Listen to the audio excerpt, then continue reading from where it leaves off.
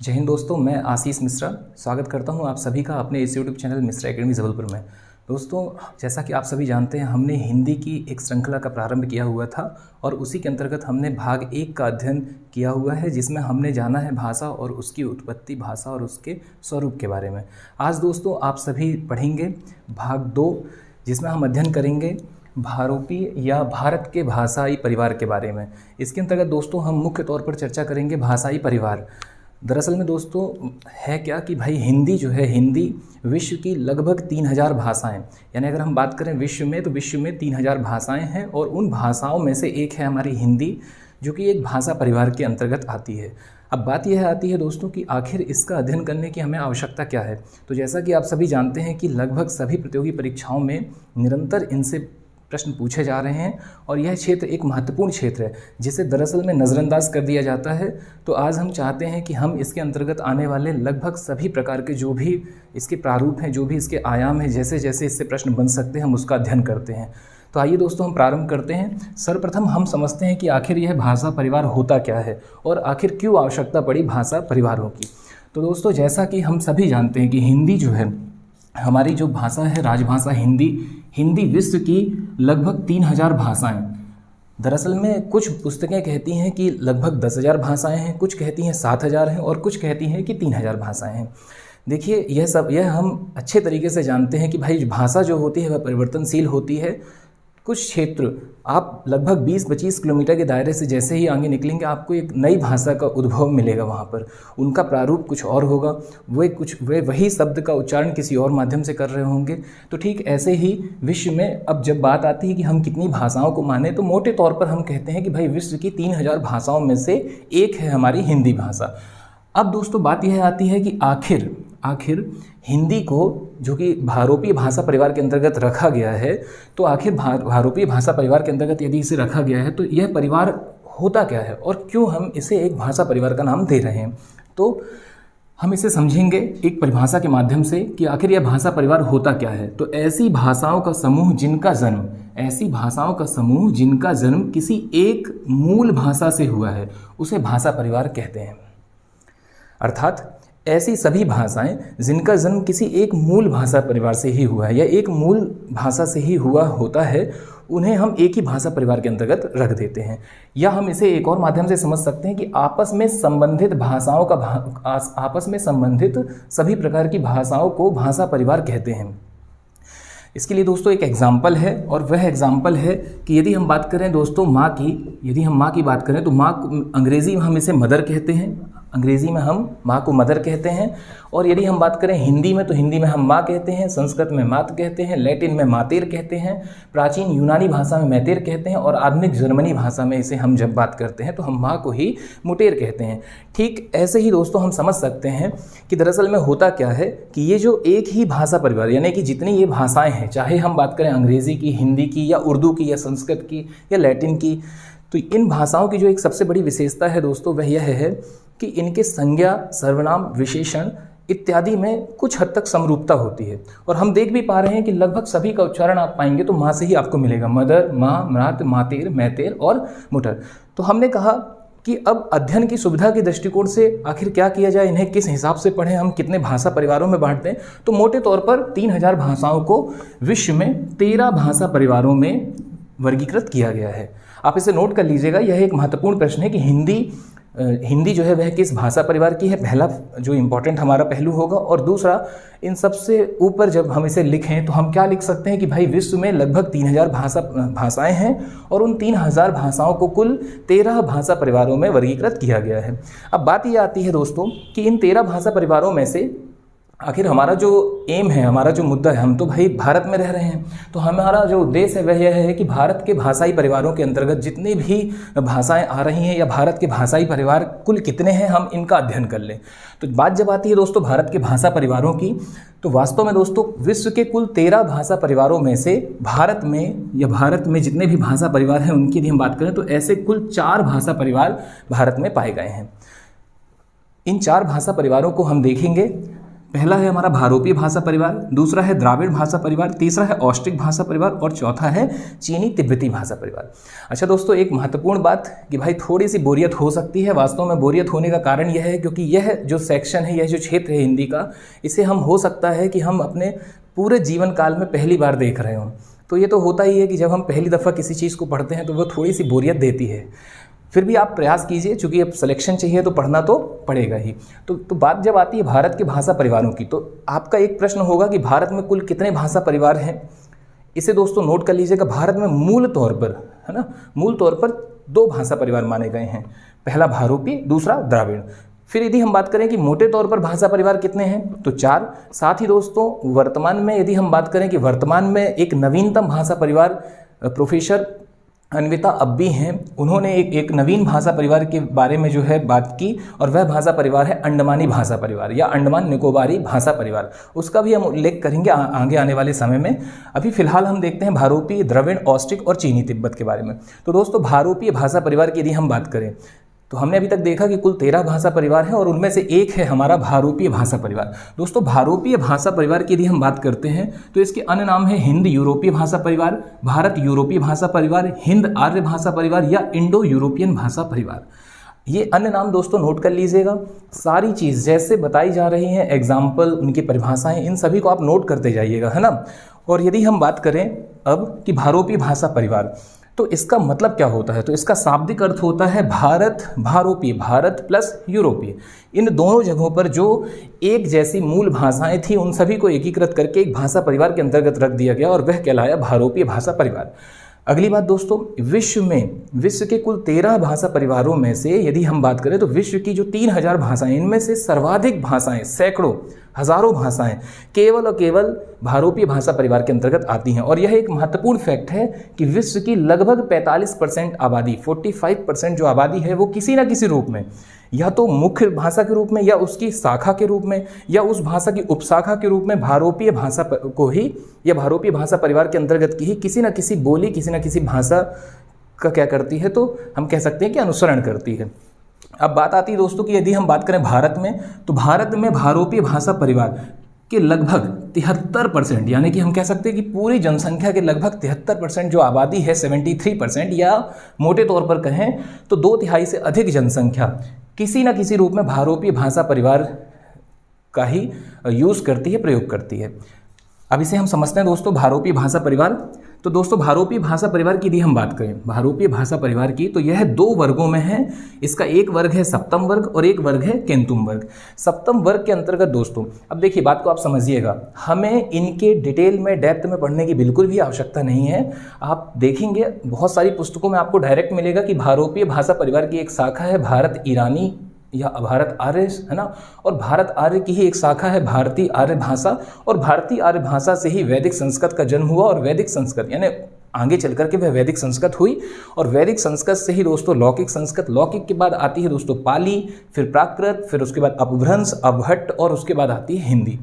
यानी मोटे तौर पर दोस्तों हम क्या कह सकते हैं, हम कह सकते हैं कि पाली की यदि हम बात करें कि पाली जो भाषा है या प्राकृत जो भाषा है, या बात करें हम कि भाई संस्कृत जो भाषा है यह किस भाषा परिवार के अंतर्गत आती है, तो भारोपीय भाषा परिवार के अंतर्गत आती है। ये हमारी एक बात हो गई। दूसरी बात, भारोपीय भाषा परिवार ना केवल विश्व का बल्कि भारत का, या ना केवल भारत का बल्कि विश्व का सबसे बड़ा भाषा परिवार है। विश्व की बात करें तो 45% आबादी और भारत की बात करें तो 73% आबादी भारोपीय भाषा परिवार का ही प्रयोग करती है। फिर बात आती है दोस्तों, यदि बात करें भारत में, तो भारत में भारोपीय भाषा परिवार, अब हमने देखा कि 100% आबादी का 73% तो भारोपीय भाषा परिवार का ही प्रयोग कर रहा है। अब बची हुई आबादी में जो दूसरी सबसे बड़े जो दूसरा सबसे बड़ा भाषा परिवार है वह है द्राविड़, तीसरा है दोस्तों ऑस्ट्रिक, और चौथा है चीनी तिब्बती। इसे हम समझेंगे दोस्तों, एक मैप के माध्यम से भी आप इसे समझ सकते हैं। जैसे जैसे हम इनकी डेप्थ में चलते चले जाएंगे, जैसे जैसे हम ये पाएंगे। अच्छा, डेप्थ का तात्पर्य यह है कि आप जब ये देखेंगे कि कौन सी भाषा किसके अंतर्गत आ रही है, तो आप समझ जाएंगे कि भाई ये जो क्षेत्र है, जैसे मैं एक एग्जांपल आपको देता हूँ, यदि आप भारत के नक्शे को देखेंगे गौर से, तो भारत के नक्शे में आप पाएंगे कि एक क्षेत्र है गुजरात, वहाँ गुजराती बोली जा रही है, पंजाब में पंजाबी बोली जा रही है। यदि हम बात करें विश्व मानचित्र में तो रूस है, रूस में रूसी बोली जा रही है। ऐसे ही बात करें हम तो बलूची या पश्तो भाषा है। ठीक है दोस्तों, अब यदि हम बात करें तो अपने हम कह सकते हैं कि भाई उत्तर वाला जो क्षेत्र है, उत्तर या उत्तरी भारत का जो क्षेत्र है, मध्य प्रदेश हो गया, या जो जितने भी हिंदी भाषी क्षेत्र हैं हमारे, उन सभी जगहों पर कौन सी भाषा होगी, तो भारूपी। अब हमें ये कैसे पता चले भाई कि भारूपी भाषा परिवार के अंतर्गत और कौन कौन सी भाषाएं आती हैं? तो जैसे जैसे हम इस श्रृंखला को आगे बढ़ाते चले जाएंगे, अर्थात हिंदी भाषा के विकास के अंतर्गत भाषा परिवार के बाद हम जैसे ही और आगे बढ़ेंगे, अर्थात हम भारतीय आर्य भाषा या वैदिक संस्कृत के बारे में जब अध्ययन करेंगे, या पाली, प्राकृत, अपभ्रंश, अवहट्ट और हिंदी के बारे में जब अध्ययन करेंगे, तो इस बीच में हम पाएंगे दोस्तों कि हिंदी से या हिंदी के बाद अन्य भाषाओं का जो विकास हुआ, चाहे वह बांग्ला हो, चाहे वह पंजाबी हो, गुजराती हो, राजस्थानी हो, है ना, तो उन सभी जितनी भी भाषाएं अब हिंदी से टूट करके आगे बढ़ेंगी, या हिंदी से ही जिनका उद्भव या विकास होगा, वे सभी भारोपी भाषा परिवार के अंतर्गत आएंगी। चूंकि जब हिंदी ही उसी के अंतर्गत आ रही है, तो आगे आने वाली भी सभी उसी के अंतर्गत आएंगी। तो भारोपी भाषा परिवार, इन्हें आप नोट करते जाइएगा। अब बात करते हैं हम दूसरे भाषा परिवार की। तो द्राविड़ भाषा परिवार जो है, या द्राविड़ भाषा परिवार या द्राविड़ परिवार, ये भारत का दूसरा सबसे बड़ा भाषा परिवार है, ऑस्ट्रिक तीसरा।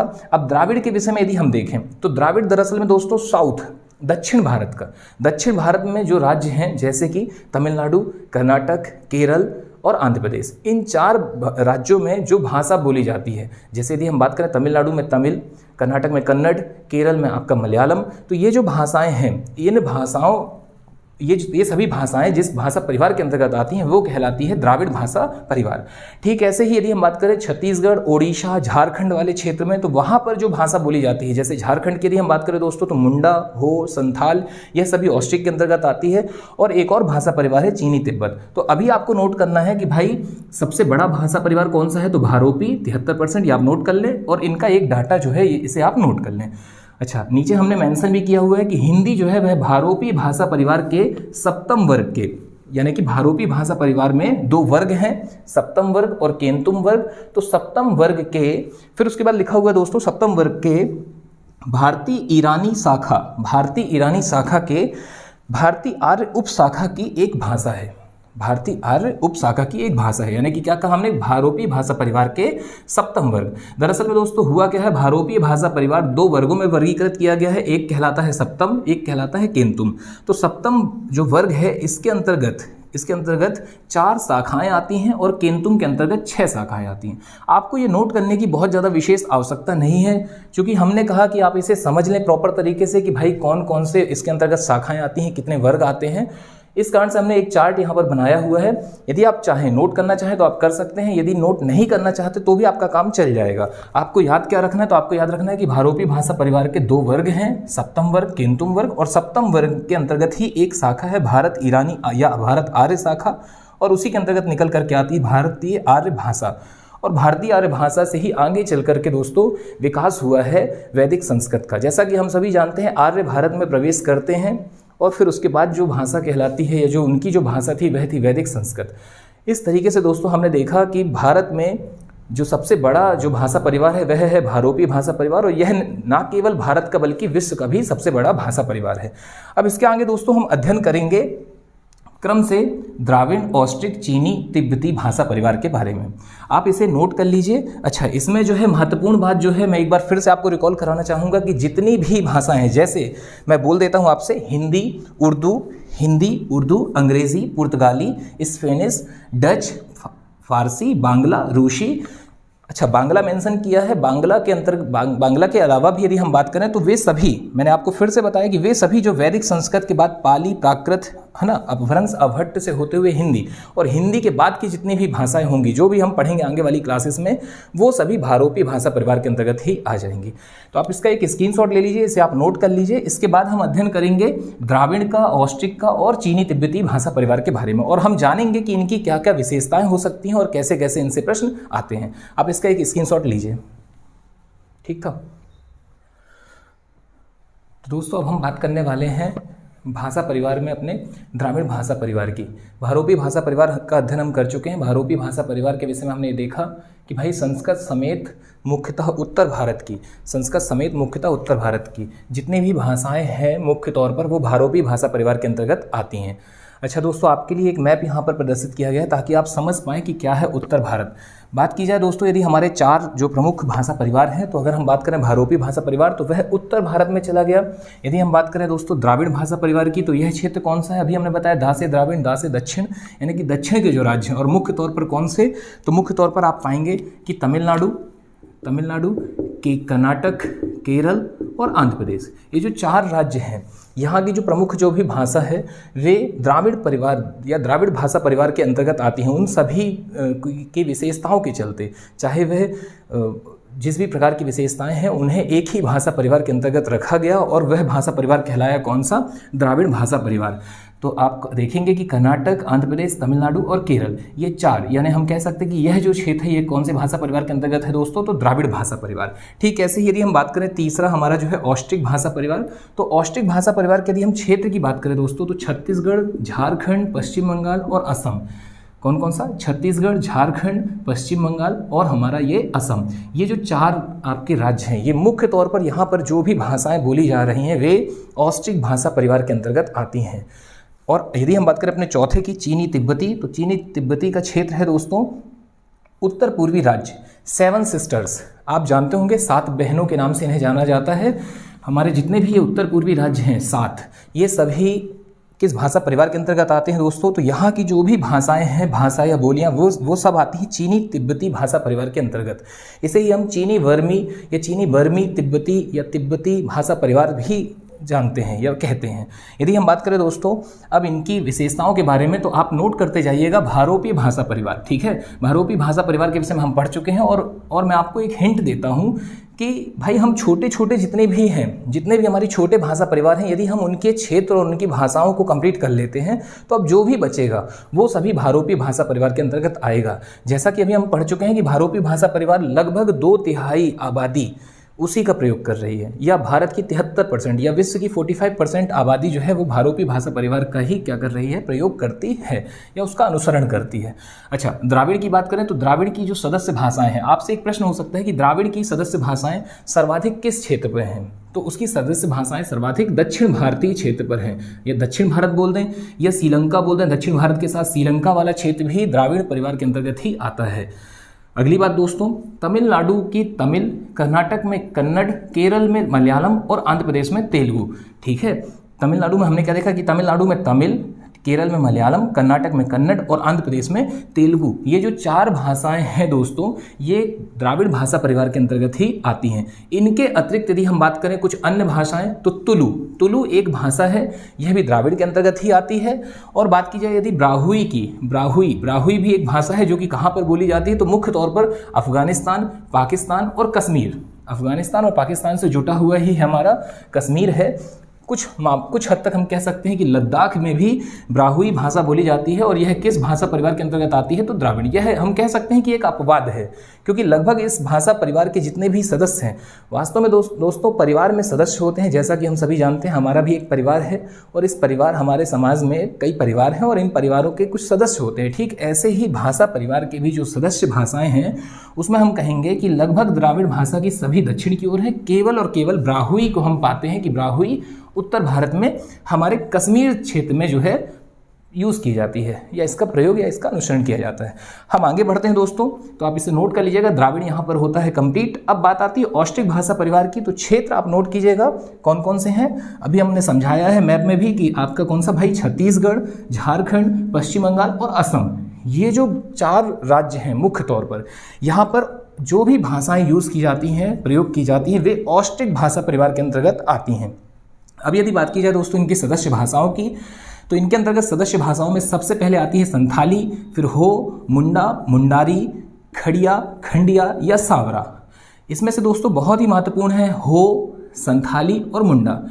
यूपीएसआई और एमपीएसआई 2017 की एक परीक्षा, एक प्रश्न पत्र में ऐसा प्रश्न पूछा गया था कि मुंडा निम्नलिखित में से किस भाषा परिवार के अंतर्गत आने वाली भाषा है? किस भाषा परिवार? ऑप्शन में यही 4 थे, भारोपी भाषा, द्राविड़ भाषा परिवार, ऑस्ट्रिक भाषा परिवार या चीनी तिब्बती भाषा परिवार। तो इसका आंसर क्या है दोस्तों? ऑस्ट्रिक भाषा परिवार। अब हमने पढ़ लिया तो हमें याद है, पढ़ने का तरीका बहुत आसान।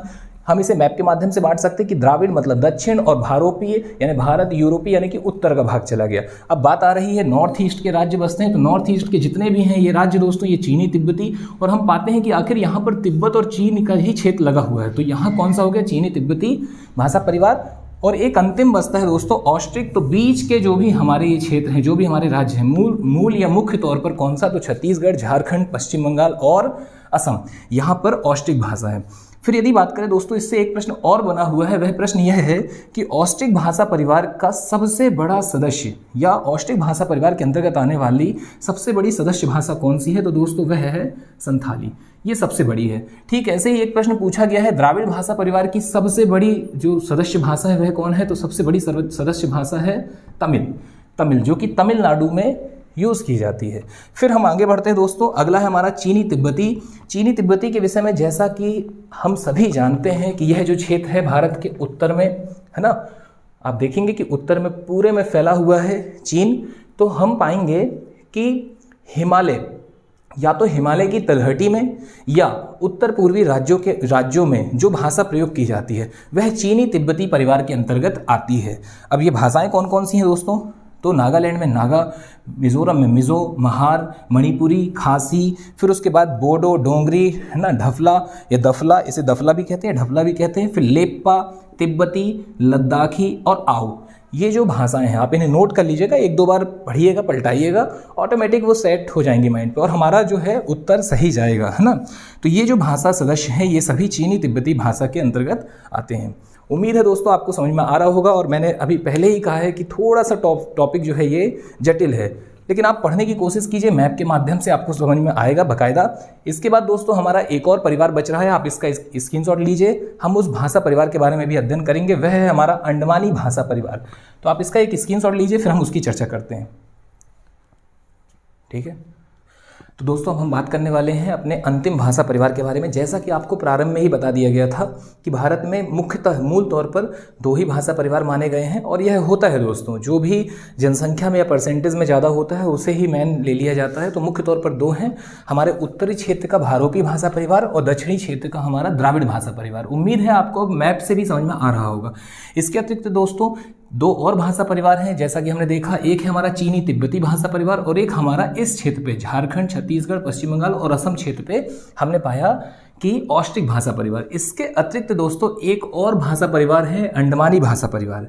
यह दोस्तों सबसे नवीनतम भाषा परिवार है, सबसे नया है, और यदि इसकी खोज की बात की जाए तो हाल ही में कुछ ही वर्षों पहले की यह बात है कि प्रसिद्ध जो है प्रख्यात या विख्यात जो भाषा विज्ञानी है प्रोफेसर अन्विता अब्बी, इन्होंने इस भाषा परिवार की खोज की और इसे, या हम कह सकते हैं कि इस पूरी अंडमान क्षेत्र की भाषा को एक भाषा परिवार नाम दिया, जिसे अंडमानी भाषा परिवार के नाम से जाना जाता है, जिसे भारत का पांचवा भाषा परिवार कहा गया। और इसके अंतर्गत यदि अब दोस्तों हम बात करें तो अब पहली चीज़ कि भाई हमारा क्षेत्र क्लियर हो चुका है कि क्षेत्र कौन सा है, तो अंडमान और निकोबार द्वीप समूह का जो भी क्षेत्र है वहाँ पर जो भी भाषा बोली जा रही है तो वह कि कौन से भाषा परिवार के अंतर्गत आएंगी, तो वो आएंगी अंडमानी भाषा परिवार के अंतर्गत। अच्छा, इसके बाद इसकी कुछ विशेषताएं और कुछ इससे बनने वाले प्रश्न। एक प्रश्न दोस्तों इससे यह बन सकता है कि जनसंख्या की दृष्टि से भारत का सबसे छोटा भाषा परिवार है अंडमानी भाषा परिवार। जनसंख्या की दृष्टि से यदि हम बात करें दोस्तों तो यह सबसे छोटा है। यहाँ पर बहुत ही जो जनसंख्या है ना, वो जो है अंडमानी भाषा परिवार यूज़ कर रही है। और यदि बात करें अब जनसंख्या की, तो अब चूंकि हम जैसा कि जान रहे हैं कि यह क्षेत्र बहुत विशाल नहीं है ना, तो यहाँ पर जनसंख्या भी कम है। अब जब जनसंख्या कम है तो वो जिस भाषा का प्रयोग कर रही है वह कौन सी भाषा है, तो वो जिस भाषा परिवार के अंतर्गत आ रही है अंडमानी भाषा परिवार, तो निश्चित तौर पर वह भी सबसे छोटा भाषा परिवार कहलाएगा। अब बात यह आती है कि यहाँ की प्रमुख भाषाएं, तो अंडमानी, ग्रेट अंडमानी, ओंगे और जारवा। आप याद रखिएगा ये दो बहुत इंपॉर्टेंट है, ओंगे और जारवा। ये आपसे सीधा प्रश्न पूछ सकता है कि जारवा भाषा निम्नलिखित में से किस भाषा परिवार के अंतर्गत आती है, तो इसका भाषा परिवार दोस्तों हो गया कौन सा, अंडमानी भाषा परिवार। तो उम्मीद है दोस्तों आपको समझ में आ गया होगा सारी चीज़ें, है ना। अब इसके अतिरिक्त हमने एक और ब्लॉग बनाया हुआ है, इसमें आप जो देखेंगे भाषाएं हैं ये मुख्य तौर पर भारोपी भाषा परिवार के बारे में है। इसे आपको समझाने का या इसके बारे में आपको बताने का जो मुख्य उद्देश्य है वो ये है ताकि आप भारत के लगभग सभी राज्यों की भाषाओं के विषय में आप जान जाएं कि अगर यदि हम बात करें मोटे तौर पर कि भाई 5 भाषा परिवार हैं, जिसमें से एक तो हमारा बिल्कुल क्लियर है, 5वां अंडमानी भाषा परिवार हमारा बिल्कुल क्लियर है कि अंडमान और निकोबार द्वीप समूह, आप देख सकते हैं ये है अंडमान और निकोबार द्वीप समूह। यहाँ पर जो भी भाषाएं यूज़ की जा रही हैं इस क्षेत्र पे, वो किस भाषा परिवार के अंतर्गत आ गई, तो वो आ गई अंडमानी भाषा परिवार के अंतर्गत। अब द्राविड़ भाषा परिवार की बात करें, हमारा जो दूसरा था द्राविड़ भाषा परिवार, तो वो हो गया हमारा दक्षिण का, साउथ का। और एक अपवाद है कि भाई ऊपर कश्मीर में भी एक भाषा वहाँ पर ब्राहुई या ब्राड़ी करके जो है बोली जा रही है, ठीक है। फिर अगली बात की जाए कि भाई चीनी तिब्बती, तो चीनी तिब्बती का भी क्षेत्र हमारा फिक्स है कि ये हो गया हमारा कौन सा 7 सिस्टर नॉर्थ ईस्ट का क्षेत्र। अगली बात यदि करें दोस्तों तो ऑस्ट्रिक का भी क्षेत्र हमारा क्लियर था कि छत्तीसगढ़ है ना, झारखंड, पश्चिम बंगाल और असम की जो भी भाषाएं हैं वो प्रमुख रूप से यहाँ पर कौन सा भाषा परिवार है, तो ऑस्ट्रिक। अब इसके अतिरिक्त दोस्तों जितना भी बचा हुआ है हमारे पूरे भारत की जहाँ की भी जो भी भाषा है ना, वो पूरी आ रही है भारोपी भाषा परिवार। तो आप इसे नोट कर लीजिएगा। इसके अंतर्गत सबसे पहले जो आएगी वो होगी हमारी संस्कृत, फिर पाली, प्राकृत, अपभ्रंश, अवहट्ट और उसके बाद हमारी हिंदी। अब हिंदी के बाद दोस्तों उर्दू भी किसकी भाषा है, अगर प्रश्न पूछ ले तो भारोपी भाषा परिवार की, मराठी भी भारोपी भाषा परिवार की, नेपाली भी भारोपी भाषा परिवार की, बांग्ला, गुजराती, राजस्थानी, आप नोट करते जाइएगा, बांग्ला, गुजराती, राजस्थानी, उड़िया, असमिया, भोजपुरी, मैथिली, मारवाड़ी, गढ़वाली, कोंकणी इत्यादि जितनी भी भाषाएं हैं दोस्तों, सिंधी, ये सभी किस भाषा परिवार के अंतर्गत आएंगी, तो ये आएंगी भारोपी भाषा परिवार के अंतर्गत। उम्मीद है दोस्तों आपको समझ में आया होगा। यदि आपको समझ में आया है तो वीडियो को लाइक करें, सब्सक्राइब करें और शेयर करें। धन्यवाद। इसके आगे की जो भी कड़ी है दोस्तों, हम इसके आगे हिंदी का विकास, अब हम चर्चा करेंगे हिंदी की, तो हिंदी का विकास हम अपनी नेक्स्ट वीडियो में करेंगे। धन्यवाद दोस्तों, मुलाकात नेक्स्ट वीडियो में। धन्यवाद। जय हिंद, जय भारत।